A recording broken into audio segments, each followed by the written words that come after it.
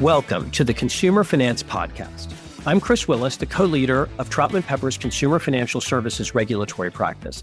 And today we're going to be talking about the New York Department of Financial Services' new cybersecurity guidance related to artificial intelligence, which is a matter of great interest to a lot of people in the industry. But before we jump into that topic, let me remind you to visit and subscribe to our blogs, TroutmanPepperFinancialServices.com and ConsumerFinancialServicesLawMonitor.com. And don't forget about our other podcasts. We have lots of them. We have the FCRA Focus, all about credit reporting, the Crypto Exchange, about everything crypto. We have Unauthorized Access, which is our privacy and data security podcast, Payments Pros, which is all about the payments industry, and our newest podcast, Moving the Metal, which is all about auto finance. Those are available on all popular podcast platforms. And speaking of those platforms, if you like this podcast, let us know. Leave us a review on your podcast platform of choice and let us know how we're doing. And if you enjoy reading our blogs and listening to our podcasts, our mobile app is a great way to do it. It's available for both iOS and Android. Just head to your app store and type in Troutman Pepper, download it, and give it a try.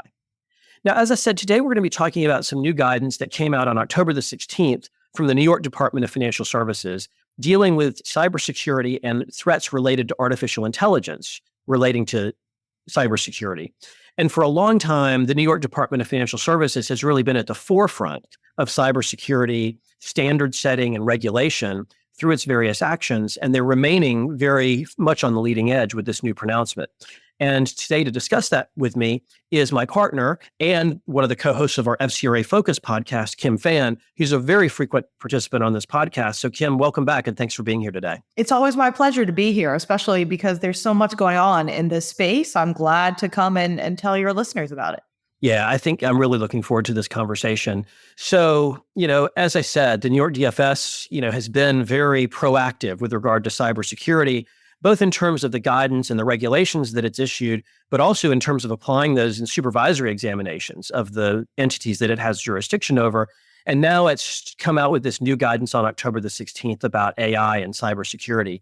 So Kim, tell the audience a little bit about what's in this new guidance. What obligations does it impose on the regulated entities subject to DFS's jurisdiction? Well, to be clear to everyone who's listening, the guidance is just that, guidance. It's not new rules. It's not new legal obligations. It's actually characterized as not creating any new obligations, but rather it's positioning itself as providing insight, merely letting financial companies know how New York DFS, if they were in their shoes, would be complying with some of their existing cybersecurity obligations when it comes to AI.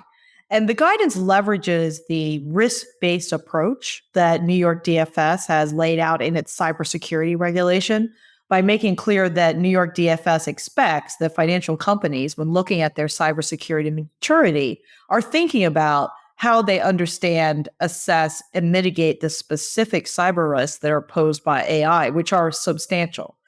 And regardless of whether or not a company plans to use AI for its own internal purposes, I think it's made pretty clear by New York DFS that they can't just ignore AI.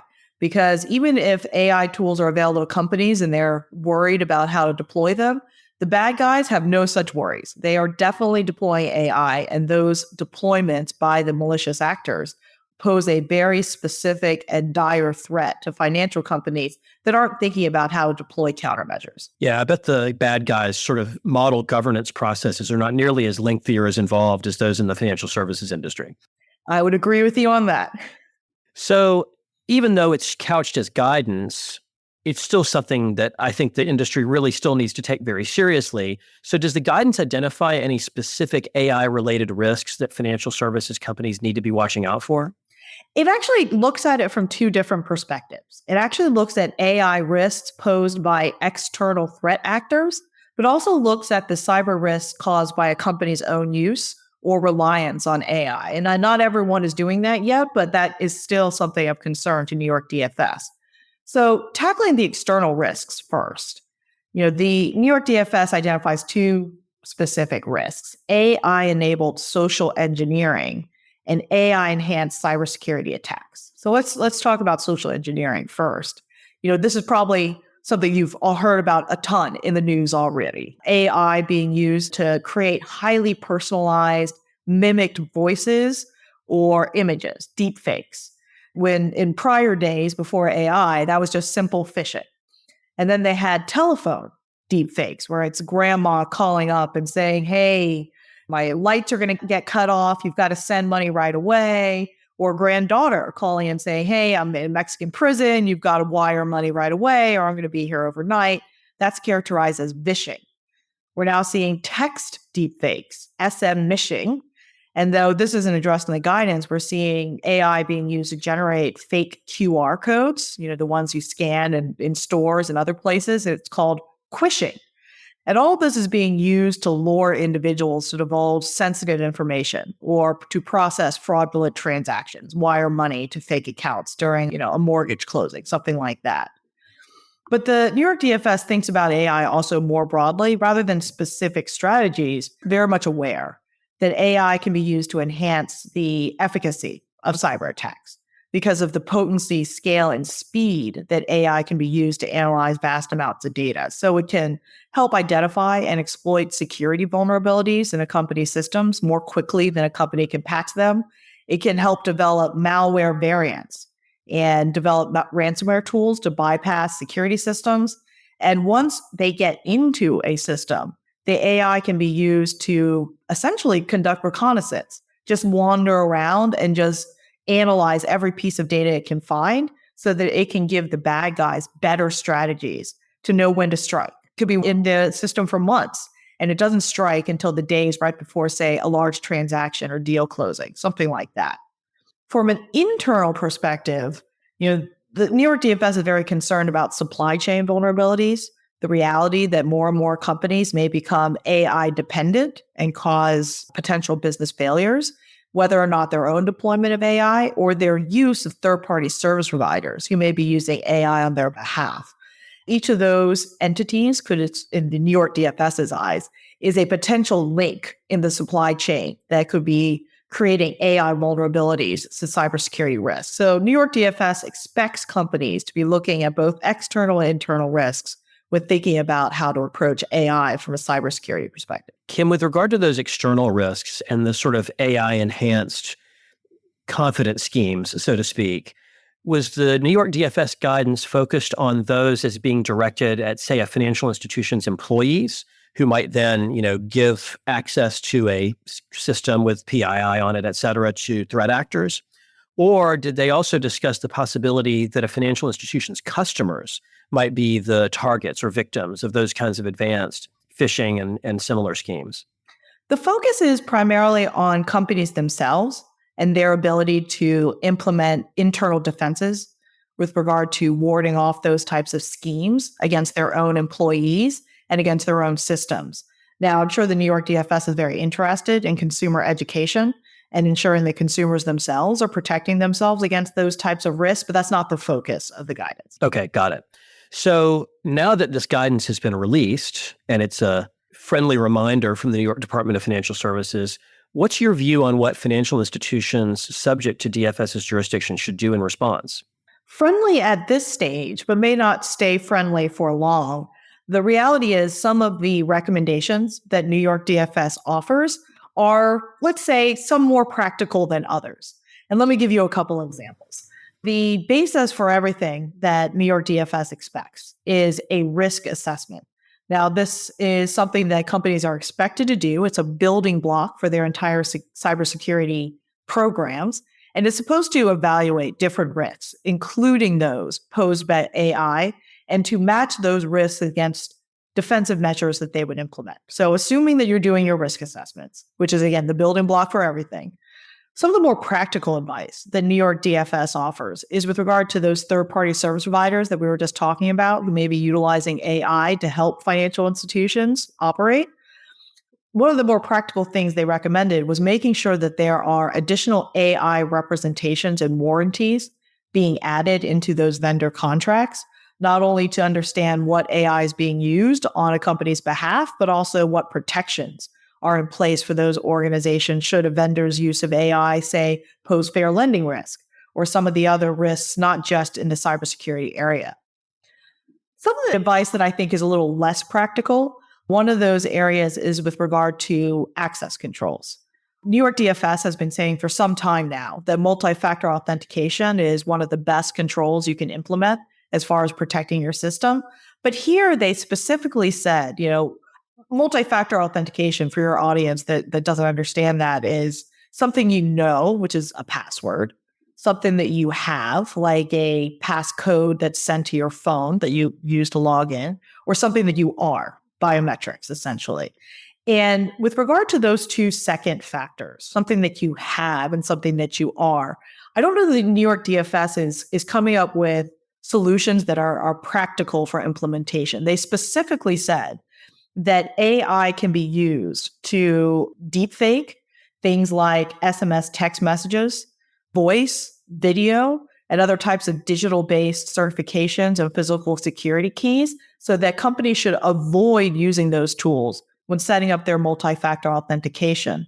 And with regard to biometrics, they specifically said that companies should be thinking about not only a single factor biometric, but to have biometric modality, multiple layers of biometrics at once, fingerprint in combination with iris recognition, or fingerprint in combination with user keystrokes, or if having only a single biometric authenticator, deploying technology that detects liveness and texture analysis. So it's not just the picture of someone's iris, it detects whether or not it's an actual live person, that there's blood running underneath the iris, and that they're confirming that this is a live person and not a fake.